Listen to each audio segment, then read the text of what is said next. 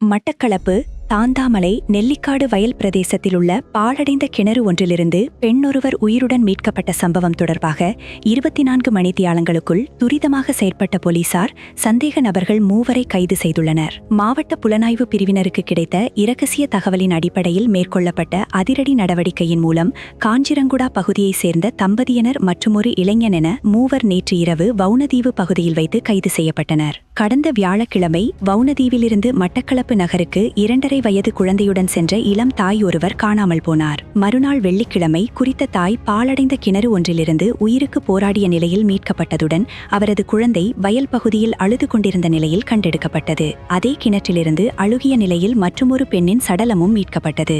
மாவட்ட சிரேஷ்ட போலீஸ் அத்தியட்சகர் லலித் லீலாரத்னவின் வழிகாட்டலில் விசேட குற்ற விசாரணை பிரிவு மற்றும் மாவட்ட புலனாய்வு பிரிவினர் சிசிடிவி காட்சிகளை பரிசோதித்தனர். இதன்போது குறித்த தாயை ஏற்றி சென்ற முச்சக்கர வண்டி மற்றும் அவருடன் இருந்த பெண் குறித்து தகவல்கள் கிடைத்தன.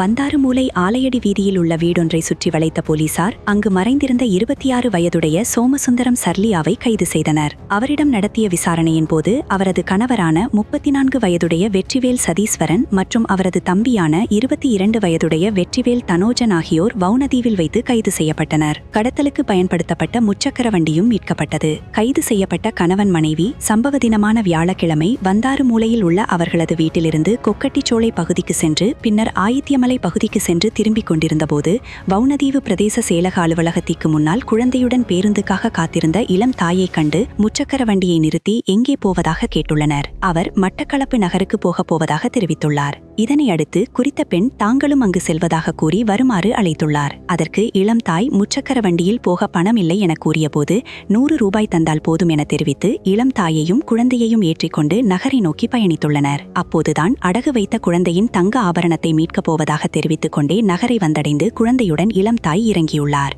இறங்கிய அந்த இளம் தாய்க்கு பின்னால் குறித்த பெண்ணும் தானும் வருவதாக தெரிவித்து பின்தொடர்ந்து சென்றுள்ளார். அங்கு அவர் அடகு வைத்த தங்க ஆபரணத்தை மீட்டெடுத்துக் கொண்ட பின்னர் குறித்த பெண் தாங்கள் மீண்டும் வவுனதீவு செல்வதாகவும் உங்களுடன் இன்னொருவரை ஏற்றி குறைந்த கட்டணத்தில் கொண்டு சென்று விடுவதாகவும் தெரிவித்து அவர்களை மீண்டும் ஆட்டோவில் ஏற்றியுள்ளார். வலையரவு பாலத்தை அண்மித்த போது அவருக்கு மயக்க மருந்து கலந்த பழச்சாறு போத்தலை குடிப்பதற்கு கொடுத்துள்ளனர். அவர் அதனை வாங்கி குடித்ததை அடுத்து மயக்கமடைய ஆரம்பித்துள்ளார். இதனைத் தொடர்ந்து குறித்த முச்சக்கர வண்டி வலையரவு பாலத்தை கடந்து தாண்டியடி நோக்கி சென்று கொண்டிருந்த நிலையில் அங்கு முச்சக்கர வண்டியை நிறுத்திய போது அதிலிருந்து குறித்த பெண் இறங்கியுள்ளார். அங்கு காத்திருந்த 22 வயதுடைய இளைஞன் முச்சக்கர வண்டியை ஏறிக்கொண்ட போது மயக்கத்தில் இருந்த இளம் தாய் தன்னை இறக்கி விடுமாறு கோரிய நிலையில் முற்றாக மயக்கமடைந்துள்ளார். இதையடுத்து அவரது கழுத்தில் இருந்த 5 பவுண்ட் தாலிக்கொடி மற்றும் 1 பவுண்ட் தங்கச்சங்கிலியை கலற்றி கொள்ளையடித்துக் கொண்டு குழந்தையை கொத்தியபுலை வயல் பகுதியில் வீசி எறிந்துவிட்டு மயக்கமடைந்த இளம் தாயை தாந்தாமலை பகுதியில் உள்ள நெல்லிக்காடு வயல் பகுதிக்கு கொண்டு சென்று அங்கிருந்த பாலடைந்த கிணற்றில் தூக்கி வீசிவிட்டு அங்கிருந்து தப்பி வீட்டிற்கு சென்றுள்ளனர்.